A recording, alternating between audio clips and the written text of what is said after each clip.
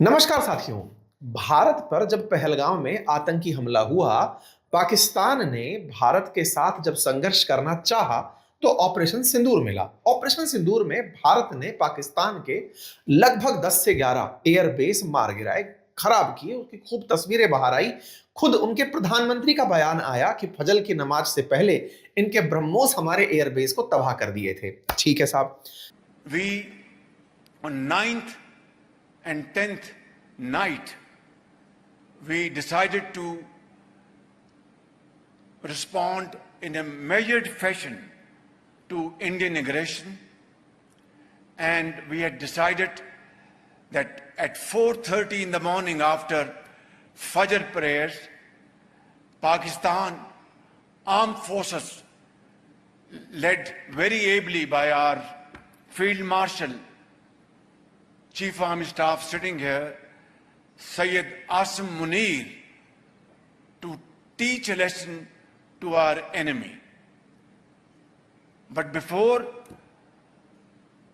that hour reached, India again launched missile attacks, BrahMos, and hit Pakistan's various provinces, including airport in Rawalpindi and other places.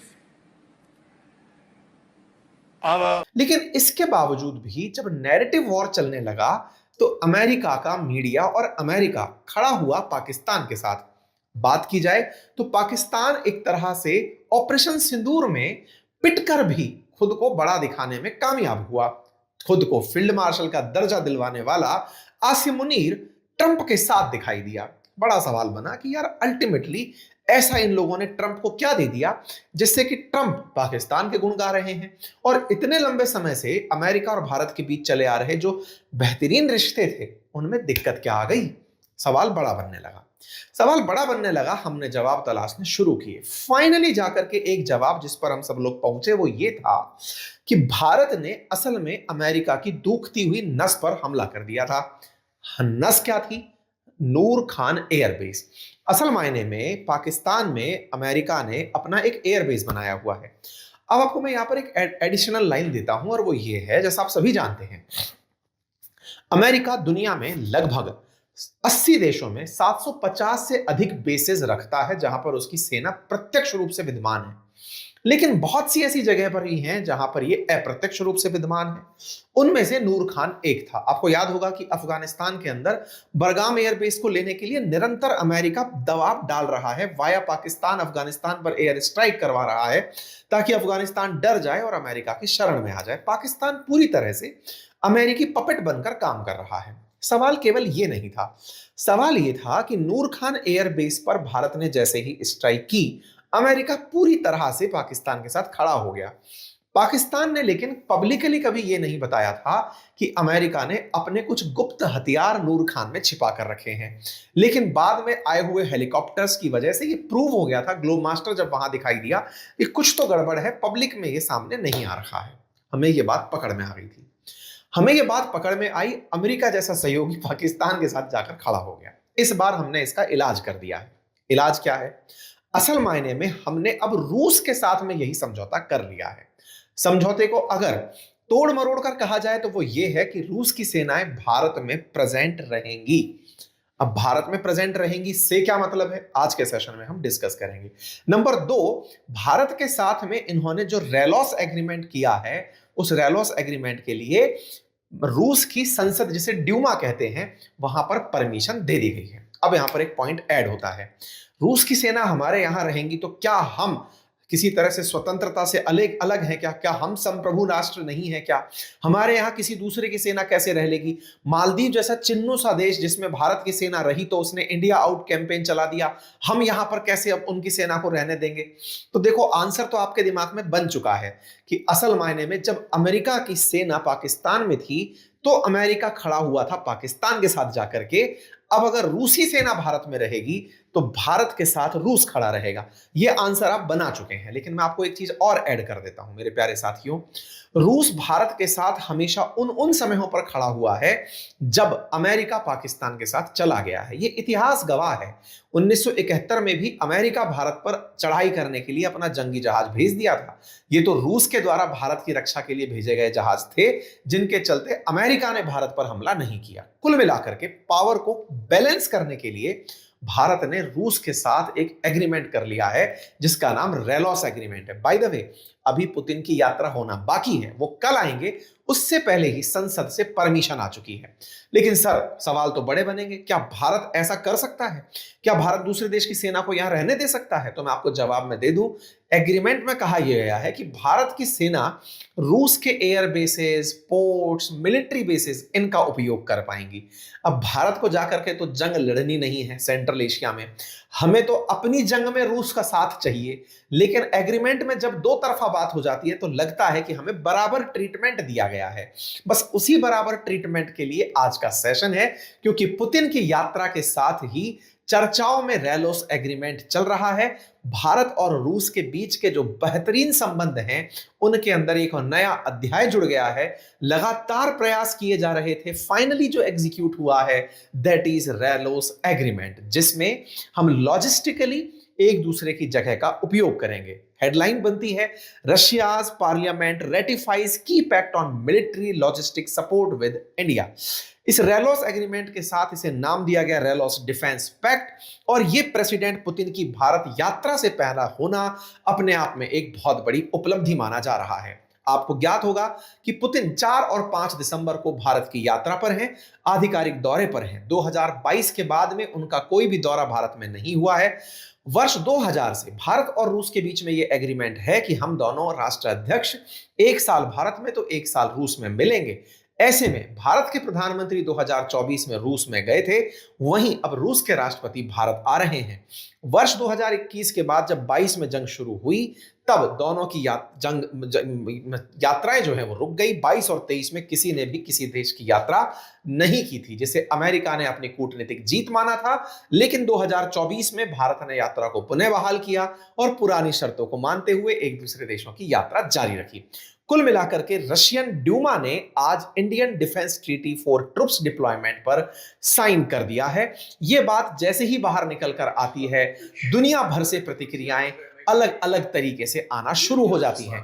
ये छोटी मोटी बात नहीं है। मैं आपको फिर से ये बता दूं कि इस एग्रीमेंट के मायने आने वाले समय में गहरे निकलेंगे। आप में से कुछ लोग कहेंगे, सर हमने तो जितनी जानकारी ली है, ऐसे ही लेमोआ करके एग्रीमेंट यूएस के साथ भी तो है, लॉजिस्टिक एक्सचेंज बिल्कुल है।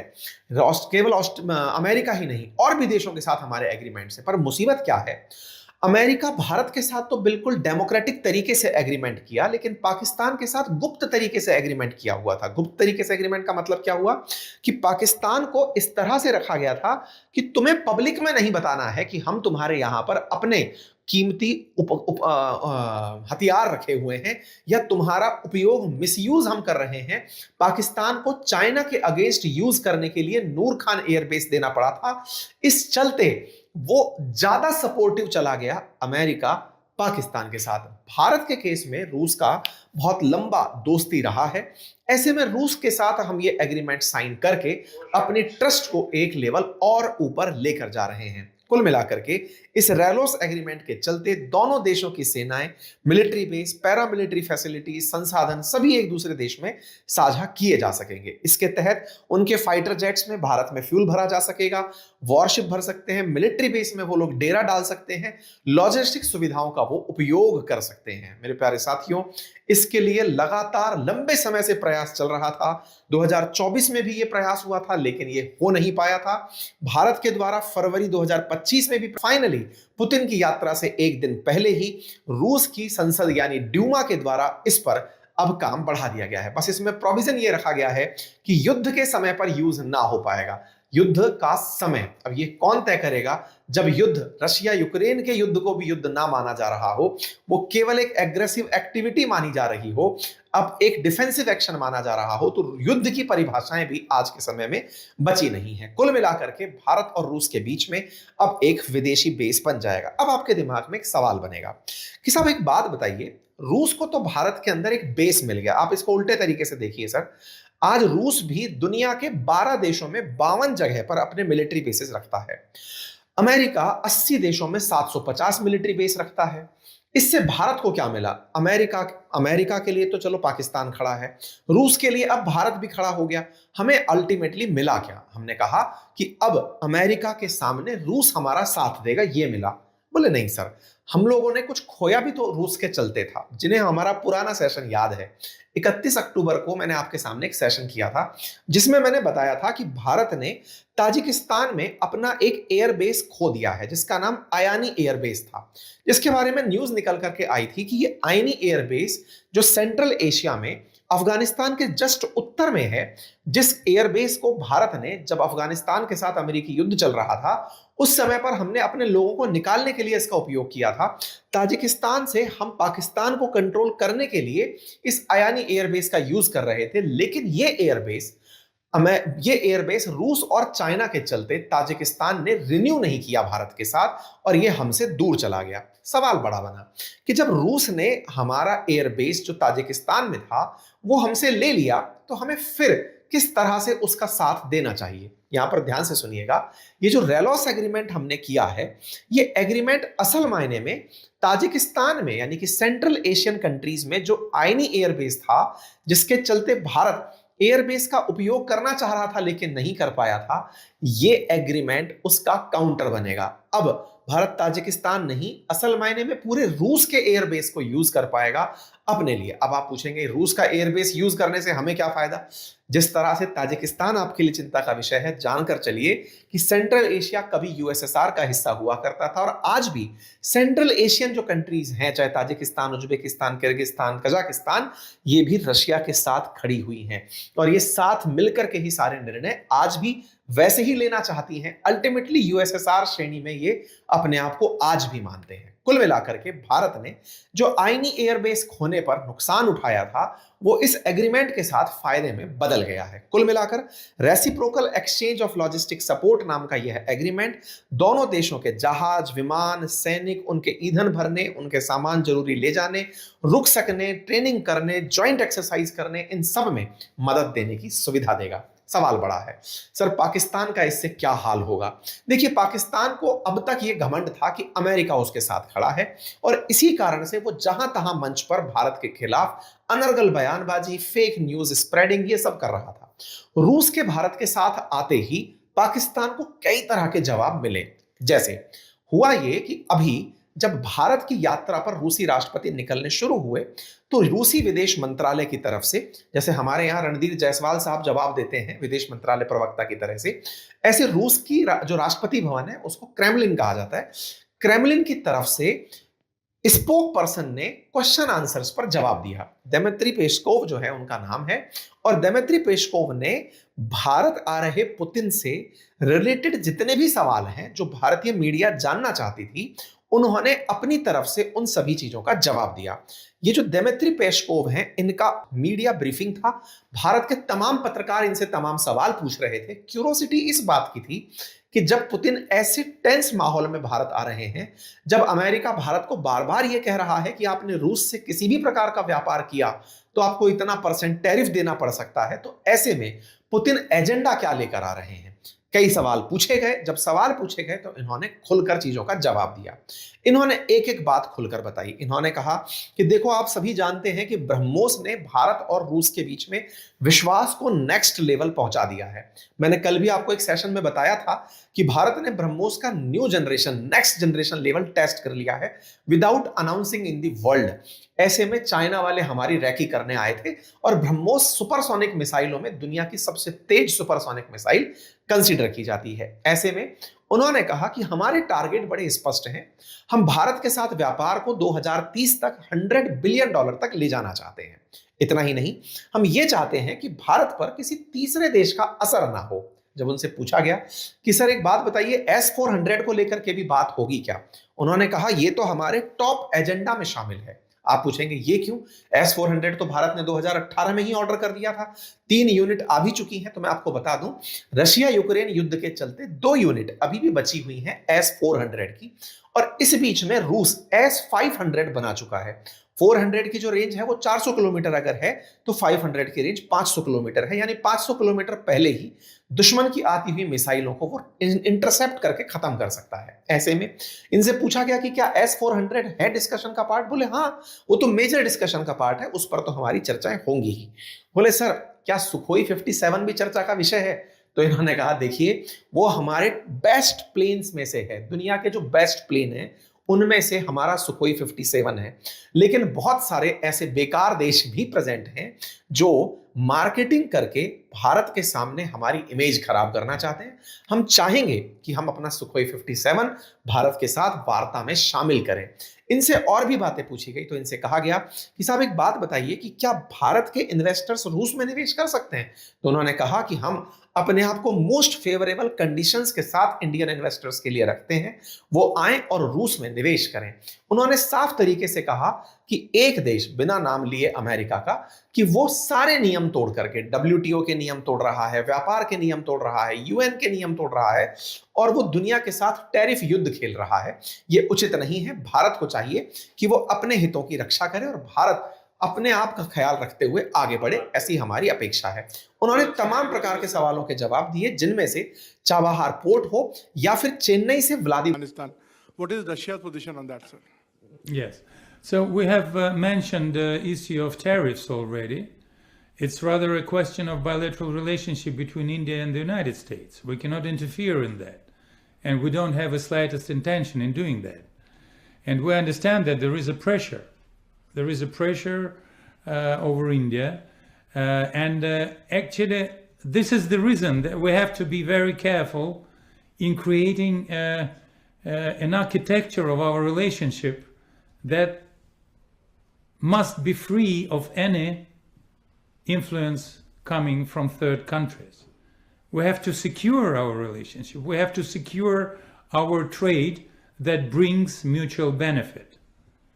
So trade can be only beneficial for both sides. And if we earn from this bilateral trade, we have to continue it. But we have to secure it from pressure from abroad. So it's a complicated issue, but there are certain experiences in that field. And we have to continue. We know that India is a very sovereign country. India is very sovereign in defending its national interests. We do admire this. वोस्टक तक का जो रास्ता है उसकी बात हो। इन्होंने सारी बातों पर बेहतरीन तरीके से अपने जवाब रखे। इन तमाम जवाबों के बीच में एक सवाल और पैदा हुआ, वो ये था कि रूसी राष्ट्रपति की भारत यात्रा के साथ साथ यूरोप के अंदर चिढ़ मचना शुरू हो गई। यूरोप की चिढ़ पता कैसे चली, अब मैं आपको वो बताता हूं। असल मायने में टाइम्स ऑफ इंडिया के ग्रुप की तरफ से असल मायने में एक पेज प्रकाशित होता है, और वो पेज जो प्रकाशित होता है वो भारत के अंदर काफी ज्यादा चर्चा का विषय बन जाता है। होता क्या है, टाइम्स ऑफ इंडिया के एडिटोरियल में तीन देश के एम्बेसडर्स में जर्मनी, फ्रांस और ब्रिटेन, तीनों के एम्बेसडर्स ने अपनी तरफ से एक कॉलम लिखा, जिसमें उन्होंने लिखा कि दुनिया चाहती है कि यूक्रेन वॉर खत्म हो, लेकिन रशिया इस बात के लिए बिल्कुल भी सीरियस प्रतीत नहीं होता। भारत में नियुक्त हुए राजदूत, जो कि फ्रांस के हैं, जर्मनी के हैं, यूके के हैं, तीनों मिलकर भारत के एक अखबार में रूस के खिलाफ एक बयान लिख देते हैं। जैसे ही ये बयान आता है, रूस तो इस बात से चिढ़ता ही है, भारत का विदेश मंत्रालय भी चिढ़ जाता है कि भाई ये क्या है, हमारे देश में एक विदेशी आने वाला है, विदेश राष्ट्र अध्यक्ष आने वाला है, और आप इस अखबार में उन देशों के राजदूतों से अपने यहां पर लेटर लिखवा रहे हो और वो उनके खिलाफ चला जाए। इस तरह की इस हरकत का सब तरफ विरोध हो रहा है। वहीं दूसरी तरफ रूस ने अमेरिकी इन्फ्लुएंस में चल रही मीडिया को काउंटर करने के लिए भारत में रशियन टाइम्स का ऑफिस खोलने का निर्णय लिया है। आप सभी को ज्ञात होगा, जिस प्रकार से अमेरिका के प्रमुख अखबार न्यूयॉर्क टाइम्स का नाम सुनते हैं, न्यूयॉर्क पोस्ट का नाम सुनते हैं, वाशिंगटन पोस्ट का नाम सुनते हैं, ये तमाम वो अखबार हैं वेस्टर्न मीडिया के, चाहे फिर रॉयटर्स हो, फिर चाहे आपका DW हो, ये सभी अखबार एक जैसी खबर लिख करके रशिया के खिलाफ, भारत के खिलाफ, चाइना के खिलाफ, विशेष रूप से कहिए तो ग्लोबल साउथ के खिलाफ बयानबाजी करते हैं। अब धीरे धीरे भारत समेत दुनिया के सभी देशों को यह समझ में आने लगा है कि अपना मीडिया होना जरूरी है, और इसी को करते हुए रूस ने अब भारत में प्रॉपर तरीके से ऑपरेट करने का निर्णय लिया है। कुल मिलाकर के रूस की राष्ट्रपति की यात्रा से पहले ही नैरेटिव वॉर अपनी पीक पर चल रहा है। हमें तो खैर सबसे आनंद का विषय इतना है कि भारत रूस के संबंध निरंतर बढ़ते रहें और दोनों स्ट्रेटेजिक रूप से इतने आगे बढ़ें कि दुश्मन को हमारे खिलाफ बोलने से पहले 10 बार विचारना पड़े। खैर, हर चीज के अपने प्लस और माइनस होते हैं। भारत के रूस के साथ रिश्ते अगर हैं तो उनके अंदर व्यापार भी शामिल होता है, व्यापार के साथ लाभ भी शामिल होता है, लेकिन अल्टीमेटली भारत को अपने फैसले स्वतंत्र रूप से लेने का अधिकार है और वो निश्चित ही लेगा। उम्मीद है आप सभी साथियों को यह जानकारी पसंद आई हो, और अगर हाँ तो अपने साथियों से इसे जरूर साझा कीजिएगा। चैनल पर नए हैं तो सब्सक्राइब कर लीजिएगा। चूंकि मैं आउट ऑफ स्टेशन हूं, बिना बोर्ड के हूं, तो हमारी टीम ने आप तक इसे खूबसूरत अंदाज में पहुंचाने का प्रयास किया है। उम्मीद करते हैं कि आप इसे पसंद करेंगे और साथियों के साथ इसे अवश्य साझा करेंगे। मेरी एक विशेष स्पेशल SSC बुक लॉन्च हो चुकी है, जिसमें पूरी तरह से history, geography, polity, economy, SSC के लिए जो GK की किताब है वो बहुत ही खूबसूरत अंदाज में बनकर आई है। उसे आप अवश्य एक बार पढ़ें। गागर में सागर काम है, एक ही किताब से आपके सारे प्रश्न बन जाएं, इस तरह से हमने आपके लिए मेहनत की है।